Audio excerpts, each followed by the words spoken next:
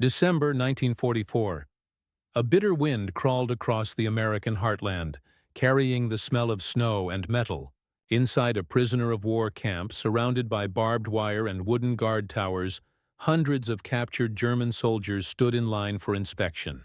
Their breath formed clouds in the frozen air, and beside them, tails wagged gently. Dozens of dogs, German shepherds, terriers, even mutts, sat loyally beside their captured masters. They were thin, hungry, but alert.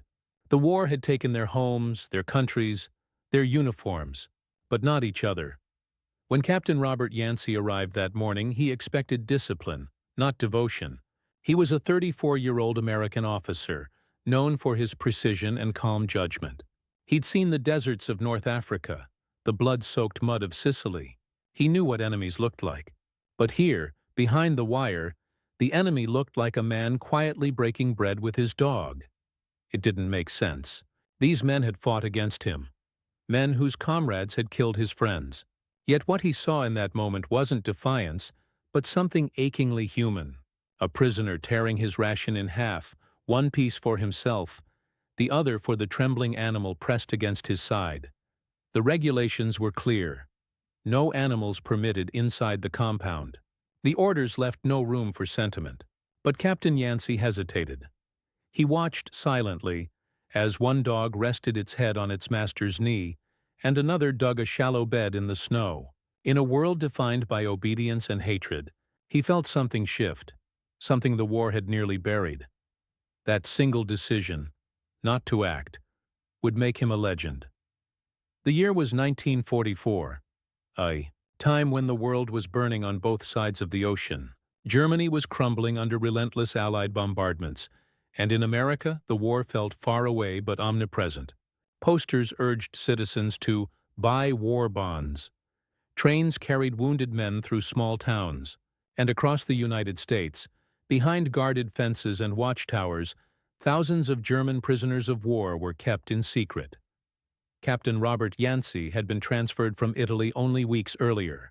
His new post was quiet, rural, a patch of farmland turned into a temporary prison camp. Rows of wooden barracks stretched across the frozen soil. The air smelled of smoke and boiled potatoes. Guards were young, farm boys drafted into service. And the prisoners, weary and broken, spent their days cutting timber, tending crops, or fixing roads under American supervision. For most, it was a dull kind of captivity. No gunfire, no glory, just days measured by whistles and meal bells. But when Yancey first toured the camp, something unexpected caught his eye. A line of kennels built along the fence, small rough shelters patched from scrap wood and tin. Inside them, dogs wagged their tails as prisoners walked past, offering bits of bread or leftover stew.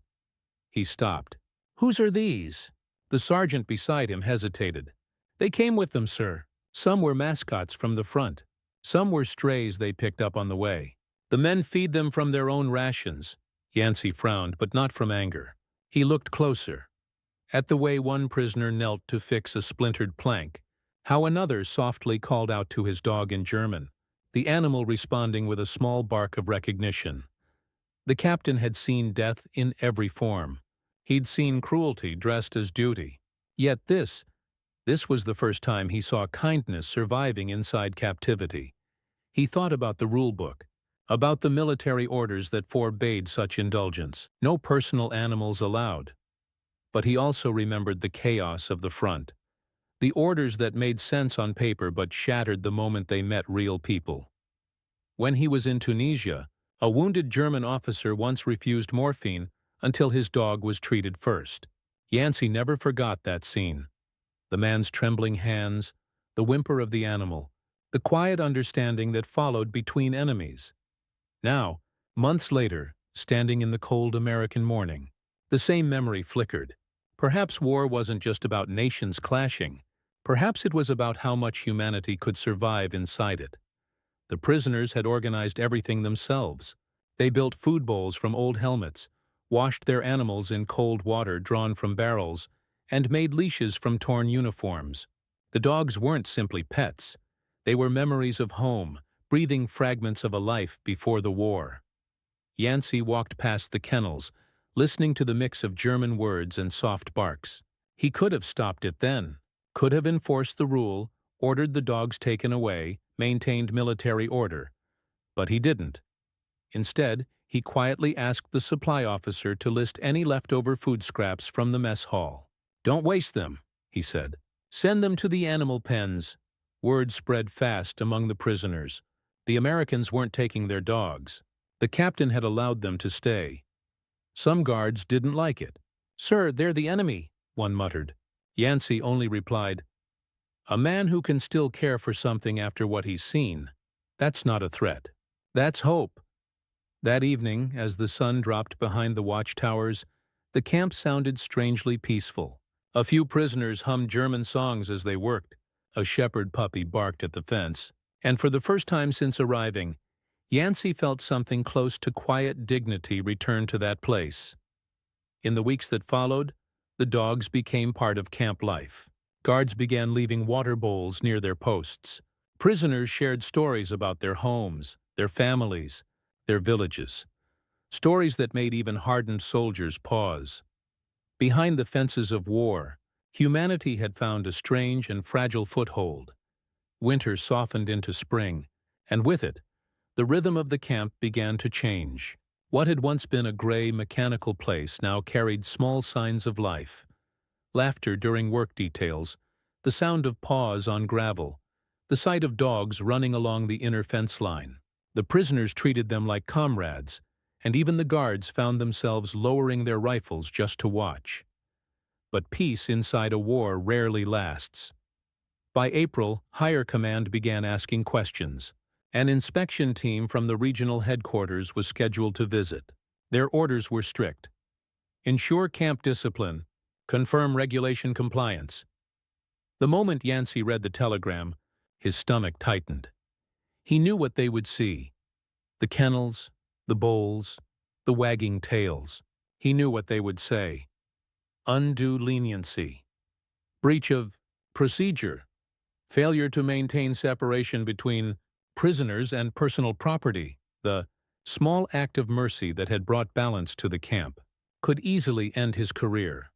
The following morning, his adjutant brought him a report. "Sir, the men are cleaning the kennels. They heard about the inspection." Yancey looked up. "They're worried?" "Yes, sir. Some have started hiding the dogs in storage sheds." Yancey walked outside. The sky was low and heavy with rain. A few prisoners were quietly working near the fence, pretending to repair a tool rack. Nearby, one knelt, whispering to his shepherd, pressing his forehead against the animals. He called for the camp interpreter. "Tell them," Yancey said, "no one will harm their dogs." When the interpreter translated, the men froze. One of them, a former Luftwaffe mechanic with pale eyes, stepped forward and saluted sharply. Then, in halting English, he said, "Thank you, Captain. The dogs, they are all we have left of home." Yancey nodded once and walked away. But inside he was uneasy. Compassion in wartime was fragile. It could shatter under a single order. A week later, the inspection began. 3 officers from headquarters arrived in polished boots and pressed uniforms. They toured the barracks, checked the kitchens, questioned guards. Everything ran perfectly, until one of them stopped near the fence and heard barking. "What's that?" he asked. A young private shifted nervously. "Sir, the prisoners, they keep dogs." "Dogs?" the officer repeated sharply. He turned toward Yancey. "Since when are animals allowed in a POW facility?" Yancey's voice stayed calm. "Since they started arriving with them. Removing the animals would cause unnecessary distress. They pose no threat, and the men use their own rations to feed them." The inspector's eyebrows arched. "That's not the point. Discipline, Captain. You can't run a war camp like a petting zoo." Yancey didn't flinch. "With respect, sir, these men haven't broken a single rule since the day they arrived. If allowing a dog to sleep beside its master keeps order and peace, I call that discipline." The officers exchanged glances. Notes were taken. The inspection ended, but tension didn't. For days afterward, Yancey waited for the inevitable letter, a reprimand, a transfer, or worse. But nothing came. Still, whispers began to circulate among the guards. Some believed the captain had gone soft. Others admired him quietly. One night, over coffee in the mess, a sergeant said, "Sir, I used to think mercy had no place in war, but I see those dogs, and for a moment, it feels like we're not part of it." The camp changed in subtle ways. American guards began writing home about what they'd seen, describing German prisoners who trained their dogs to salute, who shared every bite of bread, who treated the animals better than some men treated each other. One letter, written by a private from Kansas, found its way into a local newspaper. The headline read, "German POWs allowed to keep pets.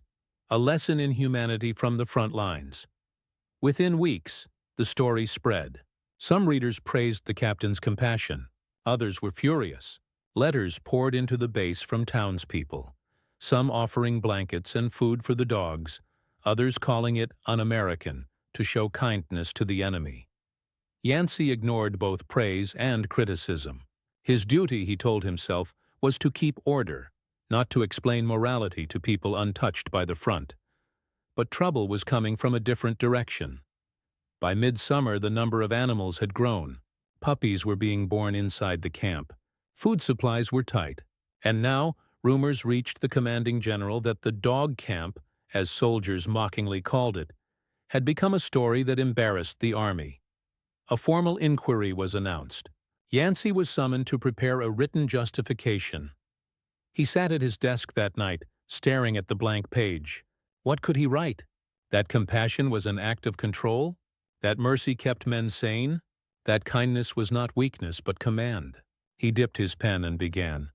"In my judgment, sir, the humane treatment of prisoners, including the tolerance of their animals, has preserved discipline, prevented escape, and maintained the dignity of both guard and captive. To take away their dogs now would serve no strategic purpose, only cruelty for cruelty's sake." He signed it without hesitation. Outside, the camp was quiet. The prisoners slept. The guards patrolled. And somewhere in the dark, a dog barked once, short and distant, as if echoing his defiance. The report was sent the next morning. Then silence. No orders. No replies. The war was ending soon, but for Captain Yancey, the battle for decency inside his own camp had only just begun. The letter from headquarters arrived on a gray morning in September 1945. By then, the war in Europe was over. Germany had surrendered. The camp, once alive with the restless energy of captured men, had turned quiet. Most prisoners were waiting for repatriation. The fences, the guard towers, even the rules. Everything felt less certain now that peace had returned. Yancey stood alone in his office, the paper trembling slightly in his hand. It wasn't an order of dismissal, nor was it praise. It was a single line written in the precise language of the Army. All non-essential animals in prisoner compounds are to be removed immediately. The word removed lingered. He read it again. It meant what it always meant. Destroyed, confiscated, erased. He set the letter down.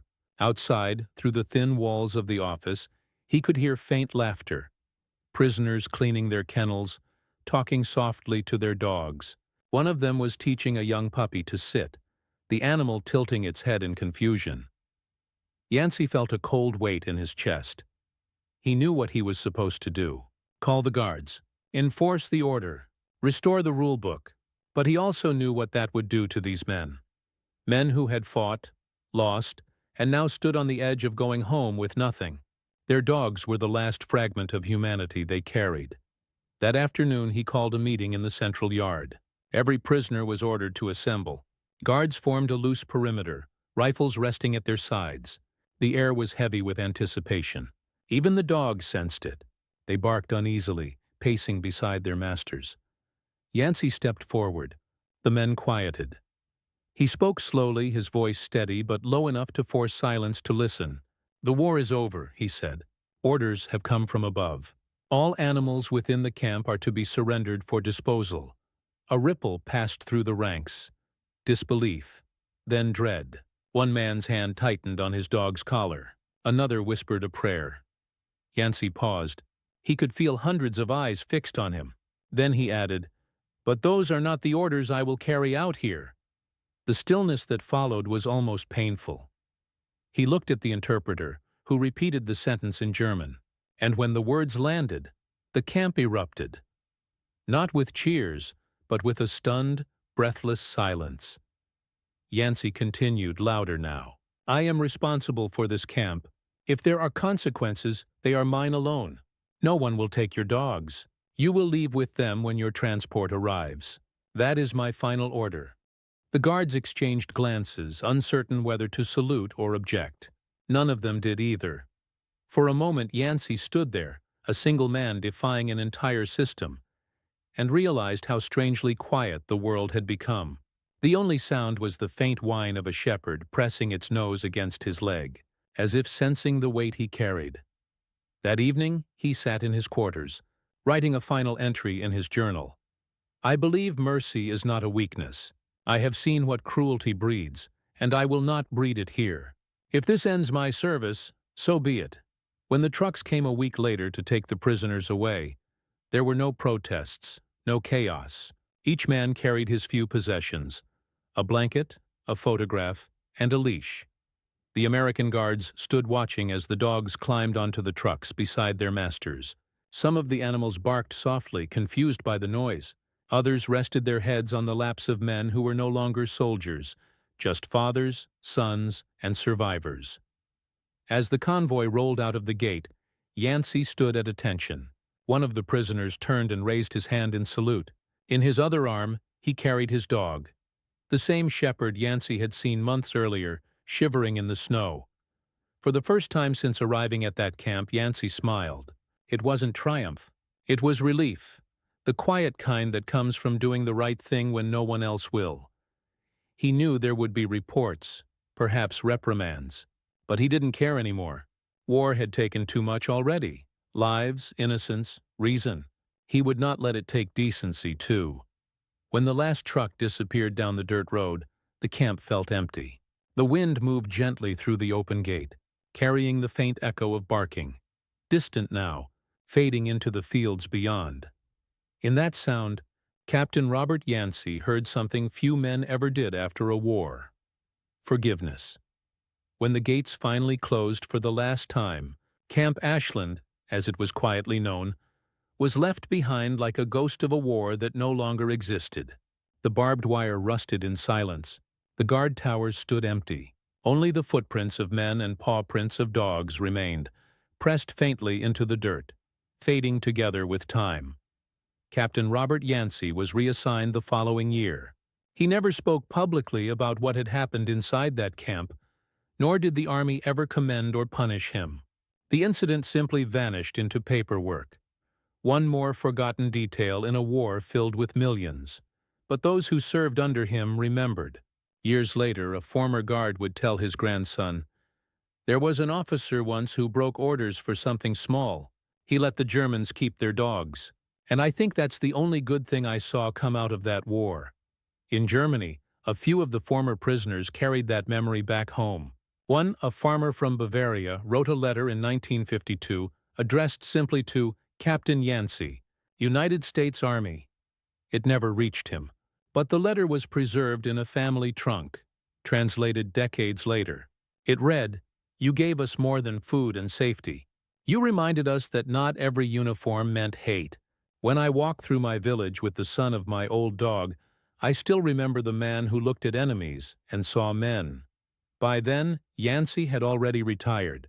He lived quietly on a small ranch in Oregon, far from the noise of his past.